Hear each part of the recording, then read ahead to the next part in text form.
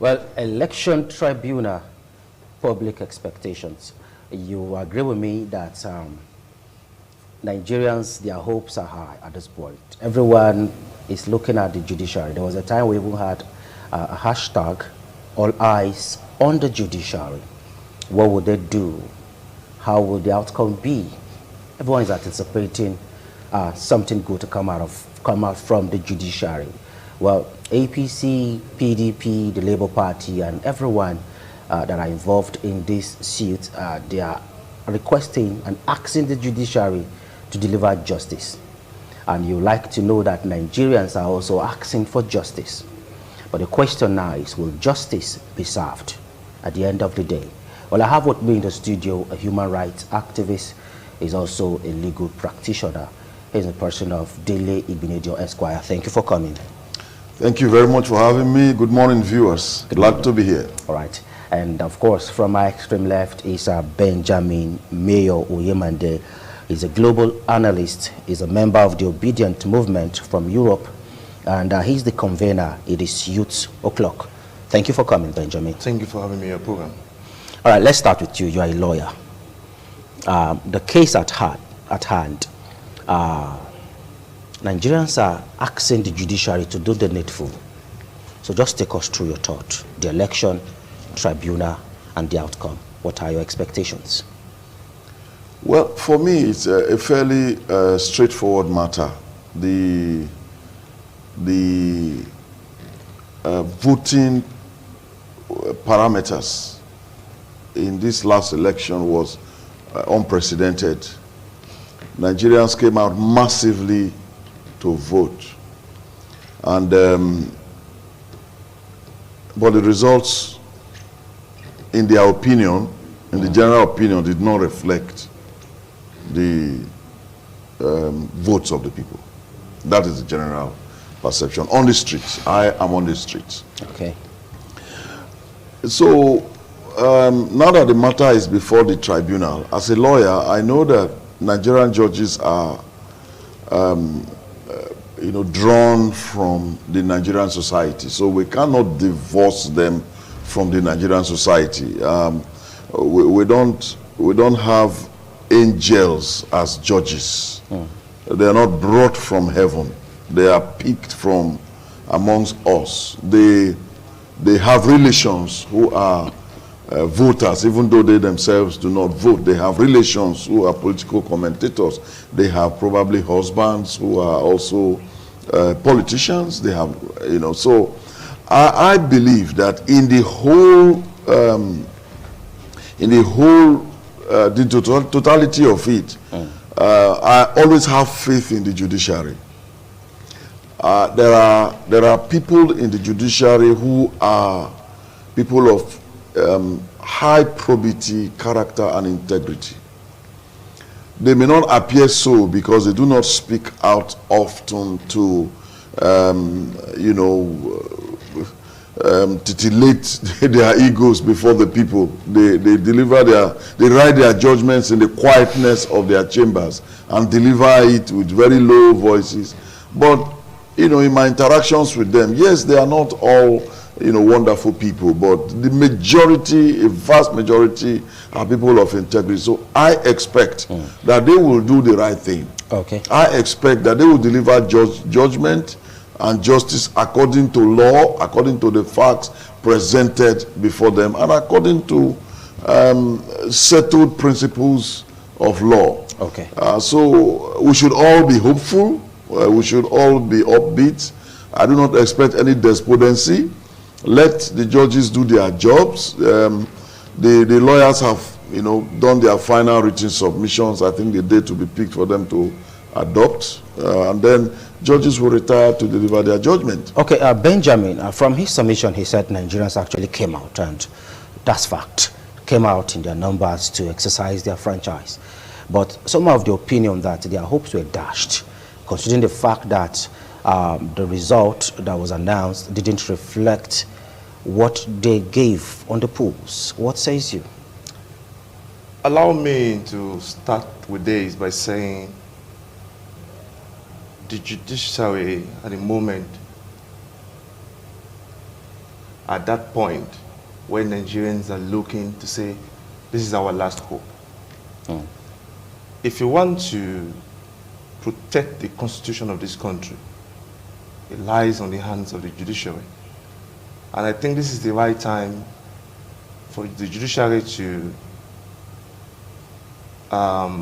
repolish their name, save their name, because they are not the political arms of the government. They are not allowed to do things outside the constitution. The fact that Nigerians came out to vote for on the 25th of February, the result where that the INEC announced is totally different from what they expect. You know, Nigerians are known for one thing. Once they are not satisfied with one thing, and they go to the street protesting. But this time was a different ballgame, because Peter Obi have shown Nigerians that humility, how to follow due process, how to follow the rule of law. People were expecting that Peter Obi would come out and say he's not satisfied with the result, he's hitting the street. He didn't allow people to protest. He believes that when he activates that protest clause, or rather motivate people to go on the street to protest, a lot of properties and lives will be lost or damaged. And he followed the due process. Now we are in court. It is not about the election anymore. It's not about the result anymore.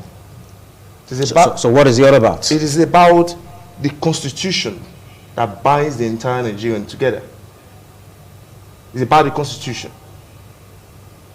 Somebody cannot just come and rob you on the broad daylight and you know this thing is wrong. You are not saying anything. Peter Obi have made a very brilliant case at the judiciary. He has all this evidence. He has presented them. And other issues that will be coming up later, the issue of 25% in Abuja, the $460,000 for future in the US, the double nomination of Shettima vice president, and the process which INEC conducted their election. And don't forget, a referee of a football game cannot change the rules while the game is already on. So, if you look at the whole process, Nigerians came out to vote based on the hope INEC gave to Nigerians, telling them that this time your vote will count, telling them that we will use beavers, because beavers was the game changer. Nigerians have that hope, and they came out to cast their vote. Even at the people, even at Nigerians that were voting for the first time, they have reason to come out to say, we want to vote, because we are all clamoring to have a new Nigeria. But they were all disappointed. Like people normally say, that the judiciary is the last hope of the common man. I don't say common man. Judiciary is the last hope for the oppressed Nigerians. Okay, Delegate Minedio, yes, sir. If he's saying the umpire actually changed the rules of the game along the line, they actually admitted that they had glitches, and they were in fix, and they had to quickly do what they have to do and upload results without going through the due process. Don't you think they have that right? Take us through legally. Do they have that right, that constitutional right? Well, yes, if you are conducting a process and there is a problem, one would expect that you think outside the box. Look for solution. Look for solution to fix it. That is a general principle. But we are dealing here with a presidential election. And the funny thing about the so-called glitches that the same machines, accessories, the same computers were used for the National Assembly elections, and it worked perfectly. It worked well. But when it came to the presidential election, it certainly had glitches. I think we have Peter Obi had a witness who came to say, look, he studied the whole thing. There was no glitch on that day. So And even if there are glitches, there's usually a back end to every computer system. But now all of that are in the open. All of that are, part of the reasons why Nigerians are saying that all eyes are on the judiciary. But again, and I need to stress this point because it's a legal principle. Judges don't decide cases based on the public perception. Judges are sort of, immune, sort of cocooned from what the people are saying. I mean, you have your say, I have my say, as you say, every person have their say. Judges won't decide based on the majority of the voices in the public domain. Okay. So I think it's important that we get that right, which is why election doesn't end, particularly in Nigeria, with the voting.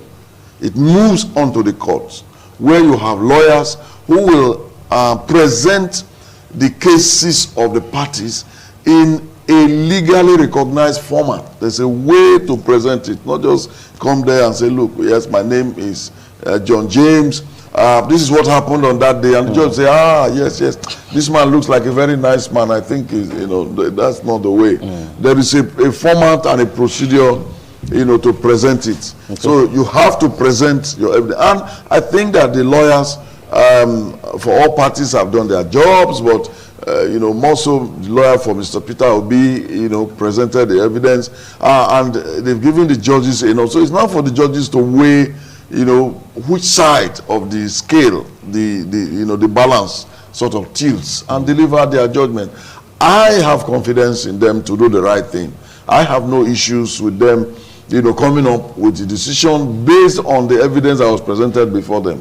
Now, we have all these arguments about, 25% and not using the IREV and all of that. But it is for the judges now, to synthesize that evidence in accordance with the law. Okay. All right, let me take you to Asaba. Recently, there's an upturn of the Labour Party's candidate, Honorable Okolie, and declaration of Ndidi Lumelo as winner of the federal rep seat in Delta State.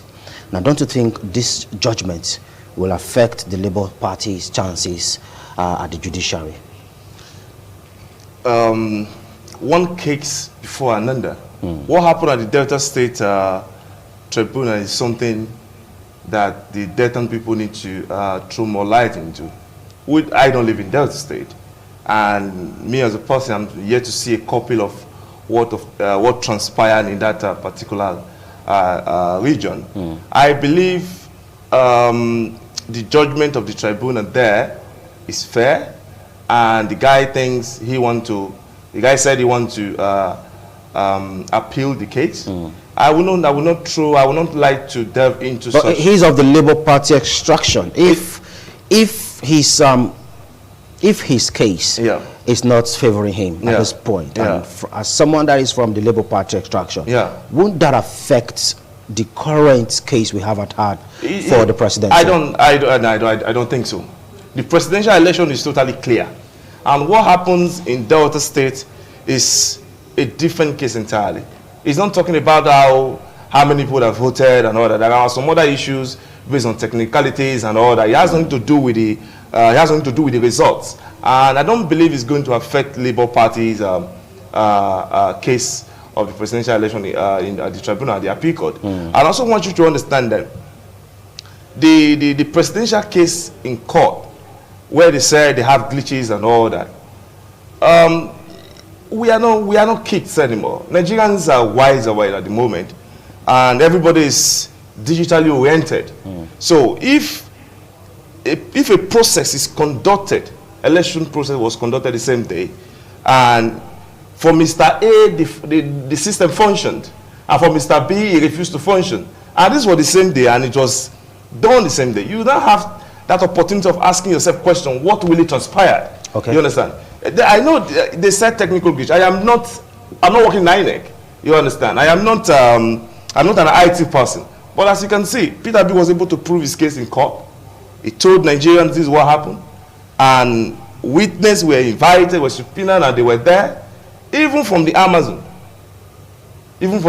people that provided system and the other digital support to INEC.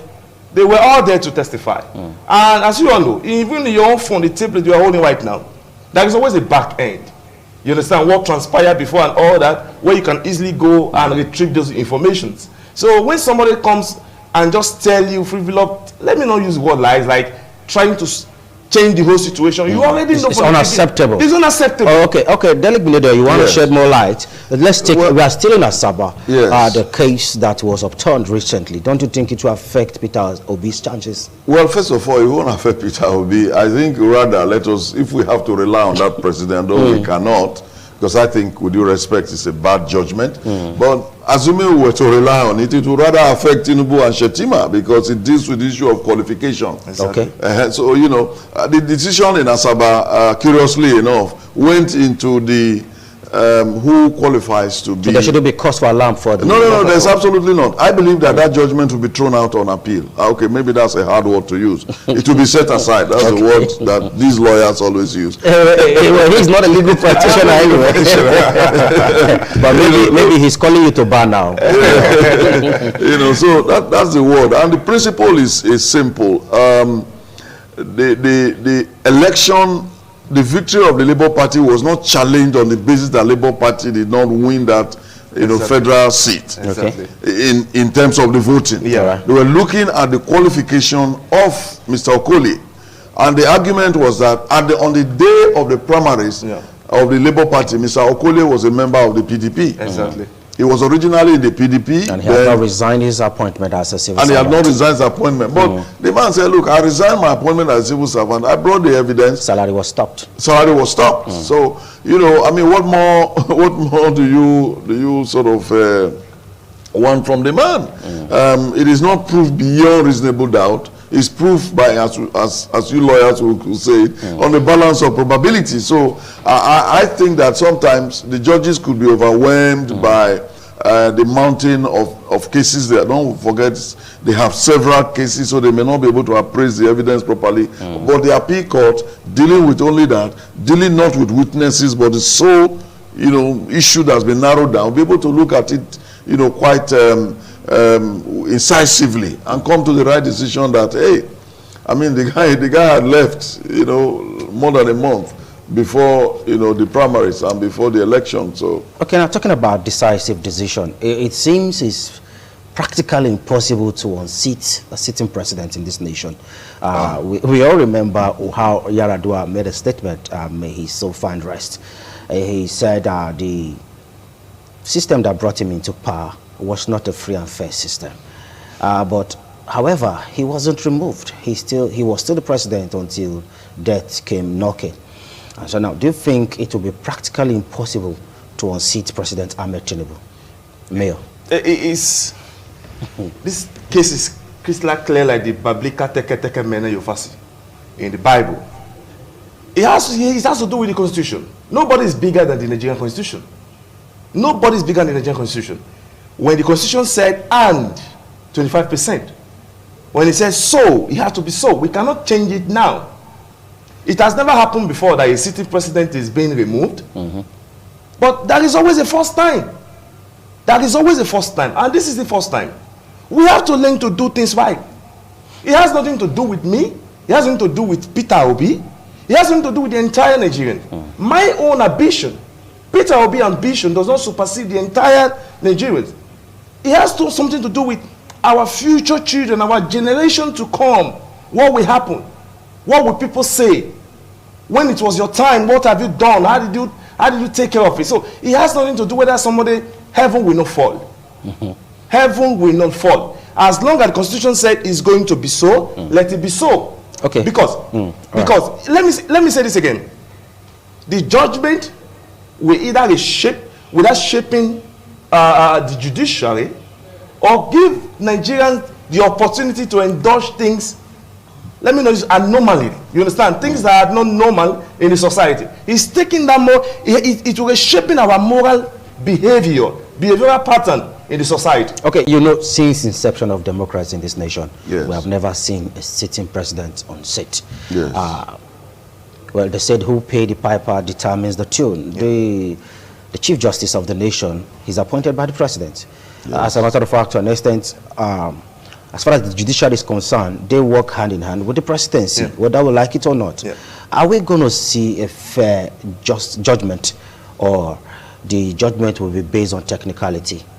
Well, let me first make the comment on the last point as to whether or not if sitting president has ever been removed. I mean, I actually chuckle when people make that point. It's as if they don't really know the judges. Don't ever think that any judge is timid. Don't ever think so. It might be the most diminutive of judges in physical shape, but their hearts are hearts of lions. They've seen it all. They've done it all before they got to that point. So, and they also realize that life comes in epochs, in phases. So, yes, you are a president today. They realize you will not be a president tomorrow. So they will deliver their judgment. And if on the turn of the evidence and the law, the man ought to go, he will go. There's no gainsaying it. Okay. The issue of the presidency and the executive working hand in hand is actually not correct. The judiciary. No, and the judiciary. Okay, let's make that clear now. The presidency and the judiciary working hand in hand is not correct. Okay. It's absolutely not correct. Yes, to an extent, they are mutually exclusive. There is no arm of government that is just on its own. The Constitution makes it in such a way, has made it in such a way that you must relate with the others at a certain level. So, for example, in the appointment of judges, the executive plays a role, the legislature plays a role. In the appointment of the president, as we have seen now, the judiciary plays a role. So, in the functioning of the executive, yes, the executive produces his budget, but the legislature approves it. Their functions are interwoven. So to an extent is interwoven by constitutional provisions. Okay. But it does not affect their discretions. All right, we'll quickly take a short break now. And when we return, we'll extend the front line of this discussion. Don't go nowhere. TMI, every opinion counts. All right, expectations and what Nigerians are looking out for as far as the judgment from the judiciary is concerned. While we went on that break, we will be joined by Israel Adodo Esquire. He's the resident pastor of Rock of Ages Christian Assembly here in Benin City, Oluku, and he's also a legal practitioner. Thank you for joining us, Israel. Thank you very much, sir. Okay, now we had you had the floor before we went on that break, so let's just quickly have a wrap of yes. So I was saying, and I wish to reiterate that the judges they don't look to the executive arm of government for inspiration when they want to deliver their judgments. Okay. Benjamin Mayor, do you think they will be partial at this point in delivering their judgment? It's just too it's just too clear for them to be partial this time. If they might be there should be impartial, or there should be partial. No, they cannot be partial this time. Okay. Because this judgment has to do with the life of their own children too. Has to do with the life of the new generation that will come after them, and other judges will make reference to their cases. We saw what happened when one husband to one of the retired judge made some statement at the red chambers and all that. Bukachiwal and all that. So this does not represent Nigerian in the global community in a good way. So I don't think they know the right thing to do. I believe, like what my elder brother here said, they have this lion heart for them to do the right thing. Because if the country is to stand united, to be law-abiding, it depends on this judgment. Okay. Israel, European Union said that the polls of 25th February wasn't fair. They actually gave TMI some stuff that they would like Nigerians to look into. Do you think the European Union submission is in place or out of place? Yes, they will observe us in the course of the elections, and I expect that what they have done is to also present what they observed in the course of the election. And I'm also aware that in the course of this election tribunal, that I think the PDP were able to have the report admitted as evidence, though the issue of admissibility is another issue at this point. But it's the observation, and it is normal. And what they intend to do was to ensure that all of these things will be looked into, And for other elections that will be coming, those loopholes will be cleared. And just to add to what the other panelists have said, the fear of the Nigerians remain that before now, no election for the presidential seat have been overturned. So since 1999, it has never happened. The closest we have that was to happen was in the time of Yaradua, where we have a Supreme Court decision, a panel sitting of 4-3, just one miss. Now, what that goes to show is that there's a possibility that that can happen. It has happened in some other African nations. It has happened in Kenya, it has happened in Malawi. So the hope should be high that the court will do justice. But don't predict the court. Don't predict the court. I've seen people say 25% is 25% as such. Now, the truth remains that according to one of those philosophers, he said the law is what the court says it is. It's not what the common man in the street says it is. If the court says this is the position, that remains. So let's talk to the public, let them become whatever the decision of the court is what it is. And that's what our daily actually Yes. said. So let's come back to you now. Now, the president, through its legal team, says there will be chaos and anarchy if the 25% FCT votes affect President Tinubu's victory. What says you? Well, I say it's, with the greatest respect, legal hogwash. There will be no anarchy anywhere. That is what the Constitution provides for. I mean, I cannot contemplate what is going to bring the anarchy, about, except probably in their fertile imaginations. Nigerians are hopeful that their constitution should be upheld, and their constitution provides that if you want to be president, you must meet a certain parameter, and which would include getting 25% of the votes in the FCT. And if Mr. Tinubu or whatever is addressed didn't get 25%, then that is it. There will be no anarchy. Mr. Peter obviously Goodtin has also countered it by saying, look, there will be no anarchy. The law is the law. The Constitution is the Constitution. So, Benjamin, do you see that statement as threat to the judiciary? One, I see it as a threat, but also I see it in the other way around, like saying when the whole system was manipulated and INEC decided to announce the result at the odd hour of the night, and they bypassed all the due process, there was no anarchy. There was no anarchy. When the wrong thing was done, there was no anarchy. You think the system was so manipulated? Now You think the system was manipulated? I'm 100% sure. They only said they had glitches. There is nothing like talk glitches. about manipulation. There is nothing like glitches. Like these are grammar Nigerians have been hearing. They only had little hiccups. There is nothing like glitches. You can see that. There is nothing like it. It has already been proved. You understand? There is nothing like glitches. It's just a grammar. We Nigerians, we know how to blow plenty grammar. That's just the truth. But a layman on the street know what happens. We were on the field. We all voted. We know who we voted for. So there will be no anarchy. Our security agencies are doing their job. And at the moment, I can tell you, the police, the DSS, the army, the civil defense, and the rest of other sister agencies, they are doing their job. So there will be no anarchy. So the situation of the country is not even fair to them. It's not fair to the security agencies. I can tell you the police and the DSS, they are not earning what they're supposed to be earning compared to other countries across the border, even in other African countries. So there will be no anarchies. All what we are asking, all what Nigerians are yearning and clamoring for, let there be justice. And let Peter Obi mandate be returned. Israel Adodo, the statement of anarchy. What's your take? I would see it as a psychological statement. How? He's trying to play on the psychology of the judiciary and the psychology of the common masses. Trying to, there was a time, anytime you are trying to fight for your right in this country, they will tell you, remember what happened in Civil War. War is not something you should embrace. War is dangerous. Once war comes, this will happen. And people began to think, well, let us shield our sword and allow things be. And this is the reason why we are where we are today.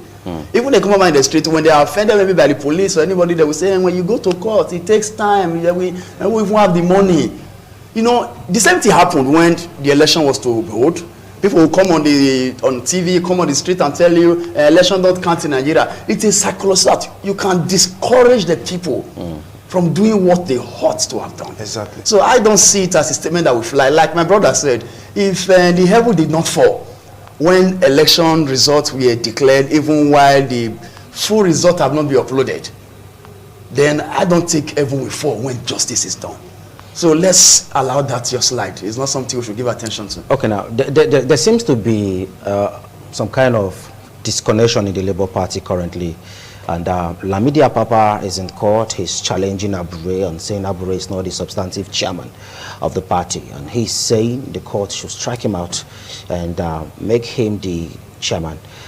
Don't you think with the case of Lamidi Apapa against LP and the presidential candidate Peter Obi, won't that kind of scuffle the process and affect Labour Party? Delay. Well, thank you for bringing that up. You know, we in the Labour Party, we are a family. And I don't know of any family where they don't quarrel and settle. So we are not an exception. The expectations of Nigerians are placed, you know, focused on the Labour Party. And I can let you know, even though I'm not a spokesman for the party, that there are very high-level efforts being made to resolve these family disagreements. And it have reached very high level. This will be resolved in no distant time. Labour Party will be one big family again. These were just unfortunate. Some people thought that they could take undue advantage of slight, arguments had come in. So, but it's not. It hasn't affected the prosecution of Mr. Peter Obi's case. It hasn't affected the function of the Labour Party.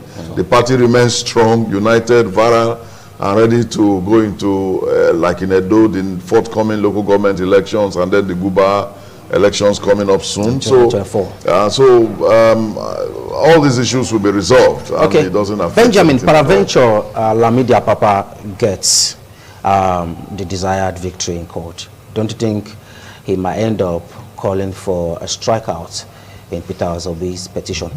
Like what my brother here said, the gentleman here, he said all those things are psychological psyching. Let me use that word. When you look at the electionary process, elections have been won 75% psychologically. Psychologically, 75%. That's the statistics. But if you look at it, the issue of Apapa is, like I see it as a distraction. It was a total distraction. Leave that case. It's not holding any water. That is all I can tell you. And do not forget, it's like you have not taken your time to look at the case Peter Obi presented in court. Peter Obi did not present the case as if Labour Party is the one presenting it. Labour Party was added to it. So even Julius Abure, the national chairman of Labour Party, or Apapa, does not have a right to withdraw Peter Obi case in court. So he presented it as an individual. They were just added to it. So Peter Obi is a standard Nigerians have started emulating. You understand? So even the lawyers are brilliant. They are doing perfectly well and brilliantly well. You understand? So they are doing these things. They know what is going to happen. He has gone through this process before. Peter Obi has gone through the process when he was a governor in Anambra State. Not once, not twice. He was removed and he came back. So you know what is at stake. So that is the reason why I'm telling you the issue of Apapa and that of Abure is just something that needs to be settled amicably within the Labour Party. Okay, let's lay Apapa's case to rest on this platform now. Do you think he was sponsored, as alleged, by some obedient movement? To start with, I don't know why emphasis is on Apapa when it comes to presidential election issues. Because Labour Party is not the only party that is contending in court. And if you ask me for my opinion, though I'm not trying to predict the courts, but like we have seen in a handful of cases, in instances like this, most times what you see is to order a rerun that will involve more parties. So, you see, like he was saying also, I agree totally that the issue of Apapa or whoever and all those things is just like try to throw spanners in the wheel of the Labour Party to complicate things. So if you think that it is very likely that the person was sponsored, well, I don't know, but it's a possibility. It's a possibility, it's a distraction, all of those things to keep the people busy. Okay, now, do you think, okay, you want to... No, I mean, look, let's I have taken time with the greatest respect to x-ray some of these things. I don't think that anyone was sponsored anywhere. As I said before, it was just a family matter. quarrel. Papa just came from the blues. Yeah, it was just a family fermenting yes. trouble within the family system. You see, I mean, yes, when you have a party that became so internationalized, there are different emotions and factors to manage. So several things come to light, and you have disagreements. That is all there is to it. I don't think there are any external things. So let us not cry, is it wolf? Yeah. When there is no wolf. These are internal issues, family disagreements, which will be resolved. Okay. It will be resolved in no distance. As I said to you, there are very respected Nigerians who are also in the labor movement, who have been talking to all the parties. And I believe that sooner than later, all this, they will see them shaking hands, and all this will be the thing of the past. So let's expect we have a good result in no distance time. Yes. What are your expectations subsequent elections, Benjamin Mayo? What happens in the 2023 general election is going like is a roadmap to what will happen in the next election. For example, the local government election coming up in Edo State, the Edo 2024, and so on and so forth. Now we're in court. Whatever happens in court will give Nigerians the morale to engage in the political terrain, to change that narrative that was sold to us for so many long, thinking that the political terrain is so dangerous and the youth are not allowed to engage in it. So the outcome of the judiciary will be able to help Nigerians it will rejuvenate the spirit of Nigerians to start seeking for political offices, doing the right thing, especially those who are qualified, who have the 4 C's. Like we normally say, Peter Obi normally says, you have to have that character, competency, capacity, and compassion. So if a candidate should have this, I think this kind of person should be allowed to go into to seek for political office and be voted for, because this is what is important. But in summary, the judgment of the tribunal will determine what happens from there on. Now, talking about the tribunal, in Lagos recently, the suspended governor of CBN, Godwin Emefiele, was granted bail. However, there was a serious face-off between DSS and the prison warders officials. Yeah. As a matter of fact, Emefiele was rearrested and whisked away by DSS. Do you think that will send a wrong signal to the people? You see, when it comes to the issue of prosecution and rearrest, I think most times the challenge we have is you won't have the full picture of what ensued in most cases. Because the way, and I think the DSS or whoever people are involved, they have not really come out to really express. Peter Funaya actually said they were not involved and they condemned the act. They have not really come out to explain what happened, but we saw DSS whisking somebody away. Like I've observed instances like that, where a matter is going on, and at times the person even is discharged in a particular matter, and the person is arrested. Most times it's not in flagrant disobedience to a court order. It may be that there's another matter. You understand? It may be that there's another matter that the person has been found culpable of, or very, to some extent, a prima facie case is being established against the person, and the security agency wants to take him in and investigate. So it's not really all about the court has granted bail and the DSS came. It is not to disobey the court in most times. The only reason why judiciary, or why we as the barmen are funny at that, is doing such act of violence in the court premises is an embarrassment. It's like a slap. Why not wait? The man is not immediately going to disappear. He's going somewhere. He's going somewhere. He's not going to his house. Going somewhere. He has to travel. He's going to the airport. You are a security agent. You can monitor his movement and pick him up. Why do it inside the court? You can do apply whatever level of force the law permits it when it comes to arrest. If the person wants to resist, but it shouldn't be inside there. Okay, you are itching to respond to that, but let's quickly come to Dele Gbinido. Then we'll get to you. What says you? Well, Emefiele, DSS, prison warders. Well, I've had cause to sue the DSS for these sort of things on many occasions, and I've also had cause to counsel them and advise them that this country belongs to all of us. Nations progress when people who hold arms on behalf of the state realize when to use it and went to say, I won't do this. There is no way anyone can justify what the DSS did. I have never been a sympathizer with Emefiele, but the way he is being treated now begins to wake up the human rights, activists in me. If you say the man has committed an offense, prosecute him. If the court granted him bail and you think that he has another case to answer, you tell the judge. You don't let the judge grant him bail. Yeah. The judge remand him into the prison custody, into the hands of the correctional, services people. And then the people whom the judge has validly asked to take charge of Emefiele want to do that. And then you come with your guns and begin to threaten them and you yank Emefiele out.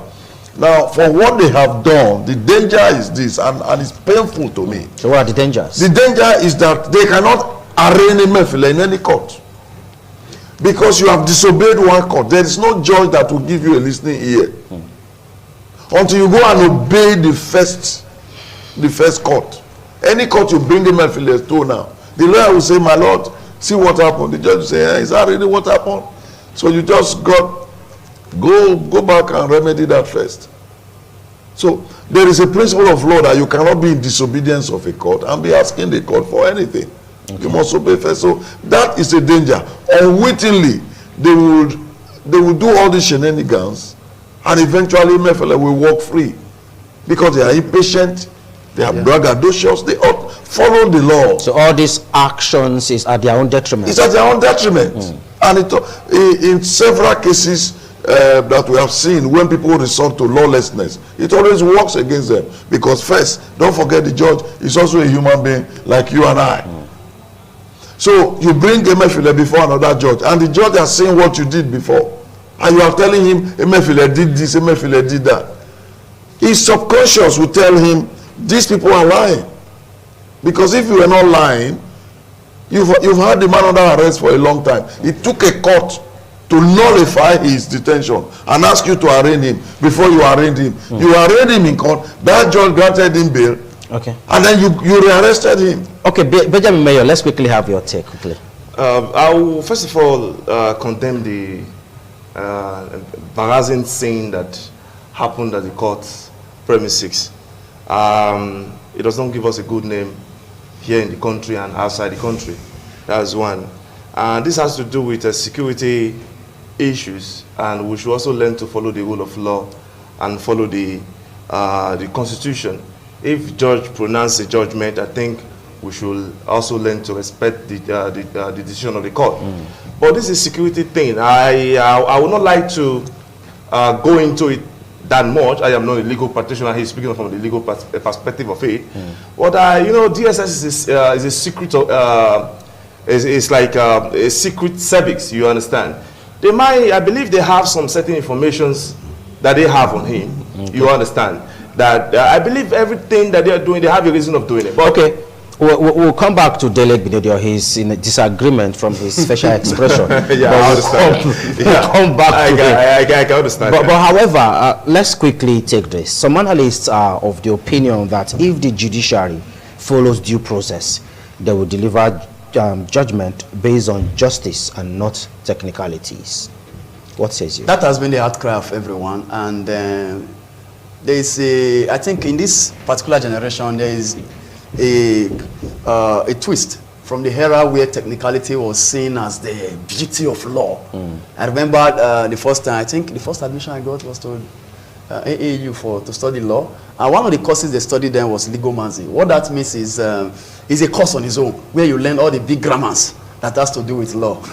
But you see, those era where law was something like that was veiled is gradually being phased out. It's phasing out. So the court have said over and over again that technicality should not be more valued than justice. So we are very confident that even in this case, but now the truth remains, there are times why it appears technicality have its day in election petition matters, because election matters are very sui generis. There are some matters that there are some things that are tied to it. The issue of time, the issue of all of the way you are bringing witnesses and all of those things. Okay. But even at that, we are very confident that All right, Dele Ignido Esquire, quickly Yes, help us. You want to react to what Benjamin said? Oh, well, he was talking about the director, the Department of State Security being a secret. You know, I just want to put this out there that, you know, they are no more a secret organization. I mean, we all saw them, you know, we all saw them. So then, they ought to be a clandestine organization. When they arrest people, you don't even know. You know, when I was in Belgium, I had an encounter with them because I was living in a predominantly white area, and somebody somewhere phoned them to say, there's one black man here, they don't understand him, you know. So, you know, and then they like, came to me, knocked on my door, walked in and said, look, we are Secret Service, they want to have a chat with you. Oh, they've been following me for 2 months, they said. Oh, really? When I go to buy groceries, they follow me. When I go, they follow me. I didn't know people were following me. I was just doing my own thing. You know, so we had a conversation, and, you know, at the end of the day, they left because, of course, they tried to ask me some questions about Nigeria, which I wasn't willing. That means their operations there is totally different from Totally, you won't even know. And the moment they were not wearing uniform, they were not, you know, unlike here where instead of accosting you and tearing your clothes. You see they are about DSS, you see them wearing bandanas and, you know, and all of these things and carrying special guns and all that. That's you know, would you respect, they are reducing the professionalism of the whole thing. Look at the disgraceful thing. Even their own image maker is denying. Yes, he debunked and said so they are not the one because they are denying it. Usually, yes, when they operate, there's always a denier, but you don't operate in public. You don't operate like that. Okay, lastly, Benjamin Mayor, should Nigerians expect a rerun? Quickly, we are wrapping up now. If that should be a rerun, let those who are qualified to vie for the office of the presidency, that's the highest office of this nation, that is located in Nigeria. So let those who are qualified be allowed to be part of the rerun. That is, I don't even think when we are seeking for justice. If we are seeking for justice, we should let the 5 major issues that Peter will be presented be looked into properly. So let those who are qualified to run for office, let them be part of the process. Thank you so much. We have to stop here. We don't have time because we have a second segment. You are smiling. You wanted to say something? You have an no, I was going to say that justice in this case is what we want. It must not be rerun. And justice is one of the 3. You see that Tinubu will be said to be the one that won. He will remain there, or the election will be nullified, or one of the parties that brought the petition is installed. Well, so let's not predict it. As the umpire here now, need to be fair. Dele Ignido, what says you? We need to go. We just want Peter Obi to be declared. All right, that's the what we can take. Thank you so much, Dele Ignido Esquire, for coming. Thank you. Benjamin Mayor, thank you. It's good seeing you. Thank you for having me. I hope you are not leaving Nigeria soon. No, I'm still very much alive. Idoladodo Esquire, out of your busy schedule, you still make it. Thank you for coming.